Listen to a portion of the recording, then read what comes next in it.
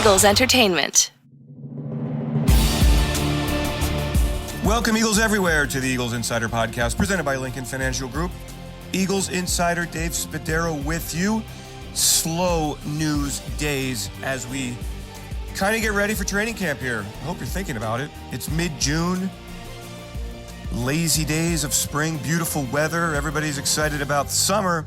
And I think training camp ahead. I hope everybody's excited. The other day I was at the stadium, Lincoln Financial Field. They had a little gathering for the fans from season ticket members who came by for a barbecue. It was nice to see everybody at the stadium. And we do expect full capacity. At least we're hoping for that this year. We're going to talk about the left tackle situation in just a bit. Because guess what? It's been interesting. We've kind of taken it for granted over the years, right? It was Trey Thomas, first-round draft pick back in the 1990s. He manned the position through 2008, and then it was a trade for Jason Peters, and, well, he was just an all-pro just about every year through 2019. Last year, it wasn't quite as pretty a picture at the left tackle situation. So we'll get into that with an interview, Jordan Mailata, and with Andre Dillard, the team's first-round draft pick from 2019. Let's also get you updated on some roster moves the Eagles made this week, in the last week here. Michael Walker, a wide receiver from Jacksonville, comes in to add some depth. Injured last year, he had 2 catches for the Jags in 2019. Richard Rodgers comes back. Does he ever leave? He comes back to a tight end picture that is still not exactly clear. Zach Ertz, will he be an Eagle in 2021? We don't know that answer. We know Dallas Goedert is here, final year of his rookie contract. But Richard Rodgers last season really played well. And, at times was quite a good receiver for the Eagles, right? Against, the Cleveland Browns, he had 2 catches, 48 yards and a touchdown. Against Seattle, 3 catches, 53 yards, and this touchdown late in that game. Back goes Wentz one more time. He is firing it high and into the end zone, and it is batted around and caught for a touchdown. A Hail Mary with 12 seconds left. It was batted around, but the big but is 12 seconds left, so it's only cosmetic. Earlier in the season, you remember that comeback game against the Giants, that Thursday night game? Rodgers, 6 catches, 85 yards. So, yeah, he's done a good job. He's a solid veteran, and he's a good addition. Eagles, again, 1-year deals. And then they also bring in Nick Mullins, who has played pretty good quarterback for the 49ers. 19 games in his career, 16 starts, 25 touchdown passes, 22 interceptions. Of course, the Eagles saw him last year. We remember it. Alex Singleton making maybe the defensive play of the season. In his pattern, 1st and 10, San Francisco at the 25. Back goes Mullen. He pumps. It's intercepted! It's intercepted! Down the far sideline and in for an Eagles touchdown. It is Singleton. Alex Singleton intercepts it, and the Eagles break it open. But Mullins comes in and joins a quarterback room that features Jalen Hurts, Joe Flacco. Flacco is here on a 1-year deal. Mullins is here on a 1-year deal. Again, all of this offseason, the Eagles dealing with 1-year contracts in free agency simply because they just don't have the cap room to do long-term deals. So good strategy there, good additions, solid veterans. And we'll see what the Eagles do the rest of the way as they continue to address the roster. Okay, let's get on to the left tackle position. And again, we have taken it for granted, haven't we? We've been lucky with Trey and with Jason, and now who? Who steps forward? Well, it could be Andre Dillard, the 2019 number 1 draft pick. Last year missed the season with a biceps injury. And we talked a week ago or so, and he is ready to go in 2021. Says you're going to see a new Andre Dillard. He is ready to claim that left tackle job. He wants to be a starter, and he wants to be a star. Here's Andre Dillard, one-on-one. Philadelphia Eagles 2019 number 1 draft pick Andre Dillard joins me here. Eagles insider Dave Spadaro. Hi, Andre. How are you? I'm good. How are you doing? Good. How does it feel to be back on the field? I know you talked to reporters and you talked about how much you missed the game. Just being out there with the guys. Explain the feeling. Every time somebody asks me, I just think I feel free as a bird out there, man. Just the most free I felt in months and months. I'm really happy to be back. You've explained that the game taken away from you really has changed your perspective and how much you missed the game. What was it like on game days in 2020? It was such a bizarre year anyway for all of us, but for you not having that competition, that buzz, what was it like? It was really strange, honestly. I never thought that I would end up being, on my couch in certain weeks watching my brothers play out there. But, it is what it is. And it just it really lit a different type of fire within me that I've never felt before because, I've never had it taken away from me like that. I never thought I would. And it really put it into perspective for me. Never take the game for granted. And I realized how important it is to me. Andre, can an NFL player actually learn something watching a game on television? We all watch it. We hear the commentators. What about from your perspective? From my perspective, the whole game, I would be watching the play. I'd be watching the tackles techniques. I'd be like, okay, that's this play, and just kind of critiquing them or be like, oh, good block there. I was just really into it, and I did learn some things about it, and some things that could be improved that I've talked to some guys about. But yeah, it's definitely different. It was a strange feeling. I'd love to know when you found out about the arm injury and you found out the severity of it. The physical part is one thing, but also the mental part. You'd been preparing so many months for your second season. This was your chance. You were going to be penciled in as a starter. This was going to be a great moment for you. How did you handle it mentally? Handle like going into that second year? Handle the news that you were going to miss the entire season. That disappointment that you felt. Yeah, it was a huge shock to me. I didn't realize that you could miss 6+ months from an arm injury. And so I thought in my head when I got hurt, I was like, okay, this is probably like a month or two, maybe at max. But then it was like, you're out 6 months. I was like, oh my gosh, it was just a huge shock for me. But in that moment when he said, you're done 6 months, I was like, all right, 2021 starts now for me. And you spent time in the meeting rooms. You were out at practice. You were taking the mental reps. That stuff pays off? Immensely, yes, it does. I was out there, all the practices, getting every single play, watching closely, just learning everything I can. I was even trying to take some steps before the trainers came over and were like, "Hey, don't do that." but yeah, it was a big learning year, and I think it really helped me a lot. Andre, so many injuries on the offensive line last year, and now everybody is back. So just in general, in that room, not only are the starters back, you've got a bunch of guys who took a ton of reps, who've got a lot more experience. How good can this group be? The sky is the limit for these guys. I have the utmost confidence in every single one. Everybody's got their good traits. I'm just really excited to see what comes of this year for everyone. How much did you miss the physical part? I know the body gets beat up during a football game, but I guess you also get kind of addicted to being physical. You looking forward to hitting somebody when training camp starts in late July? You bet. You bet. I started to feel like antsy. I couldn't do anything physical for a while. I couldn't hit anybody for a while. And I kind of just felt twitchy, not literally twitching, but just kind of, I wanted to get out there and do something. And so this has been good. Okay, so what do you do now between the end of the camp and you've got 6 weeks or so before training camp begins? What will your emphasis be? What will your focus be? Stay on the grind, man. Been hitting PRs, keep hitting PRs, work on my technique, work with coach, study, all of it.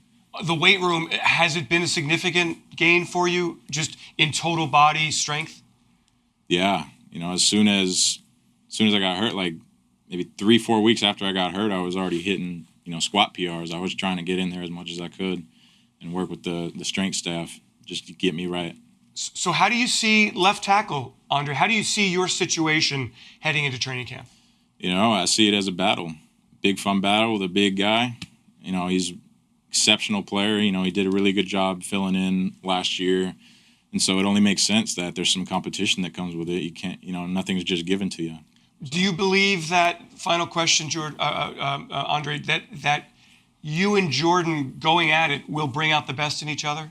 I believe it will. We've already been bringing out, the best of each other just leading up to right now, just through this whole spring thing. We're always pushing each other out on the field. We're helping each other, like, hey, do this on this play. You could be a little more, you know what I mean? We're just always helping each other. I love it.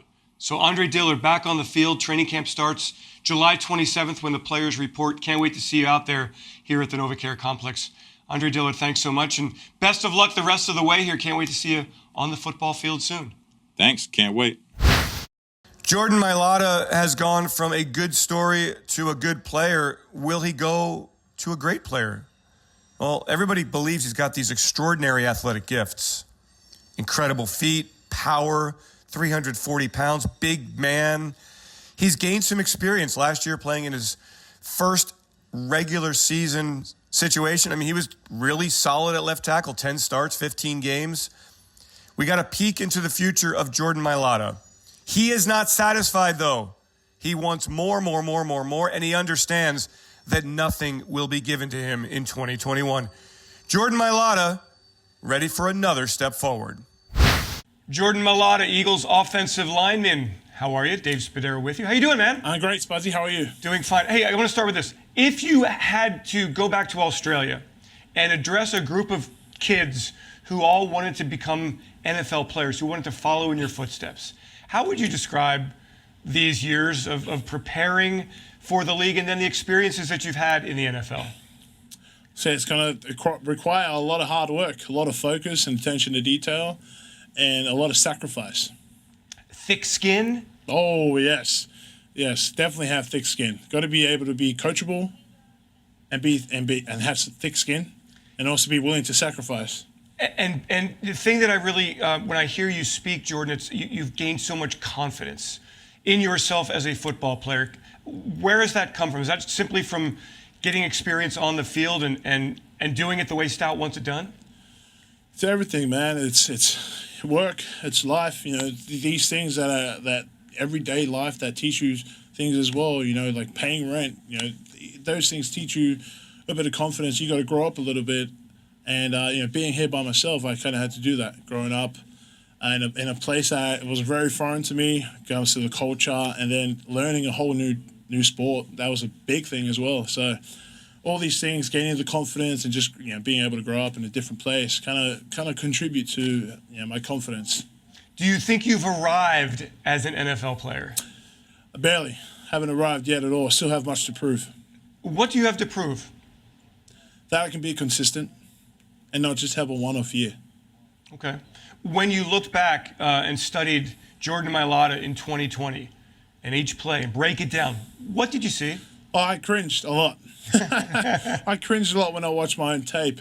But more because I was just like, I could have done that a lot more better. We scored touchdowns, and there are plays where, it's not being too harsh on yourself, but it's being realistic, and that's why I was cringing, because I know that I could have done a much more better job. Even though the job was executed, I know I could have done a much more better job.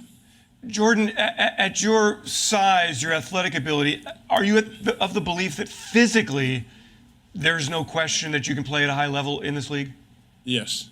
So does it come down to the mental part and the technique part? Is that kind of where you really want to? Yeah, yes. It's the mental part and technique. Okay. And so how do you get better at that when in the spring here, you're not going in one-on-one against defensive linemen? You're basically doing it kind of in slow motion. Does that make you a better football player? Yeah, I mean, this springtime during OTAs is great, because that's where we can apply this mental and technique part of the plays and our position group. This is a great time where we're not doing any contact against the defense, and this is a great time to just really go through the fundamentals. Coach talks about mastering the fundamentals, and this is a time period that we have to do it. Do you ever think back to your first preseason, getting thrown out there on the field, and kind of, as you look back, really having no idea at all what you were doing? Yeah, when I look back at my first year, rookie years, it's incredible how far I've come. And being realistic, I understand that I've come a long way. But at the same time, I just look at the young buck that was there, and it was I was all over the place as a rookie. But I guess as the years went on, just gaining the experience, being around the guys talking football, my confidence, just grew as well. And then once I got into that field, the experience came in, and I was able to feel into those shoes.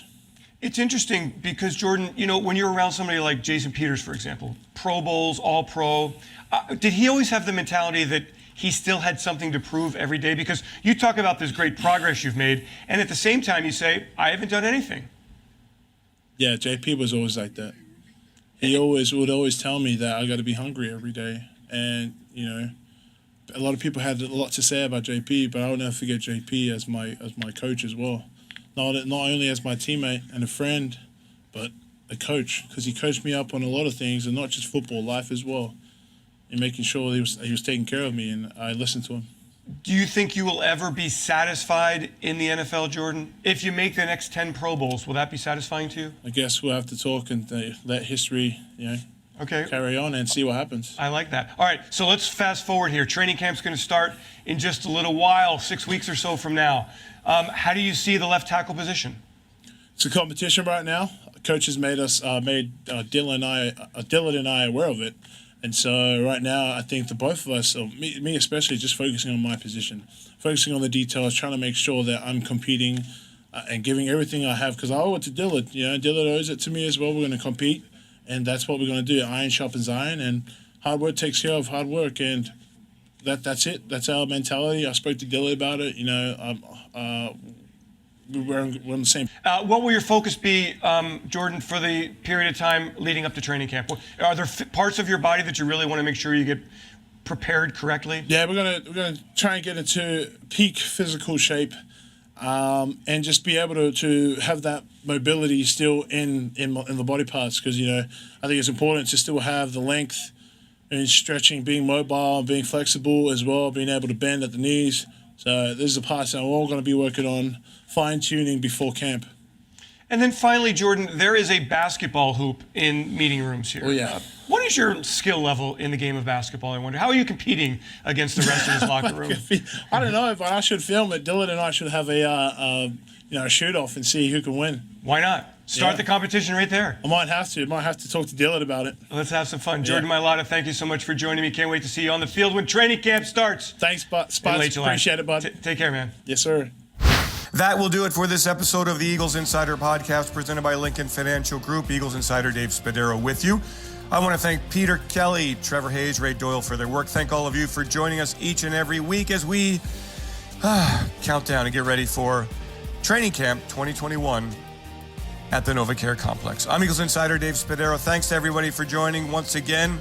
Have yourselves a great Eagles day and fly, Eagles, fly. E-A-G-L-E-S, Eagles! Welcome to Season 2 of Return Game, Birds, Boys, and Bad Blood, presented by NovaCare Rehabilitation. There's been no brotherly love between these two franchises. It's a rivalry that started when the Eagles were world champions, and it's spanned decades, with no signs of letting up. The minute the schedule came out, the Dallas Cowboys were circled on the schedule. They were our target. Sure, this might be the city of brotherly love, but there is no love lost when it comes to the Dallas Cowboys. Some fans can't even utter the name of this bitter adversary. America's team. So how did we get here? Philly crowd was tough. This season, we take you from the hit that started it all. The first thing you saw was Timmy getting up off the ground with blood streaming out of his mouth and his helmet off. To the rise of the Cowboys under Tom Landry. Everybody hated us.